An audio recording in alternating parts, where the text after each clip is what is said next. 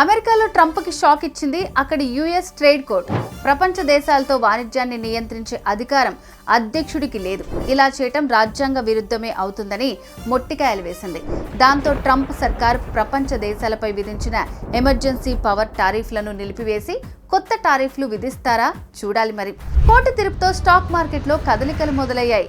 Gold ధరలు కొంచెం తగ్గాయి. అయితే ఆలస్యం చేయకుండా తాకట్లో ఉన్న బంగారాన్ని వెంటనే విడిపించుకుని అమ్మేసుకోండి. అప్పులు అవసరాలు ఉంటే తీర్చేసుకోండి. దానికి మీరు చేయాల్సిందల్లా శర్మ గోల్డ్ కంపెనీ వారికి కాల్ చేయటమే. మీరు ఇలా కాల్ చేస్తారో లేదో అలా మీ ఇంటికి వస్తారు.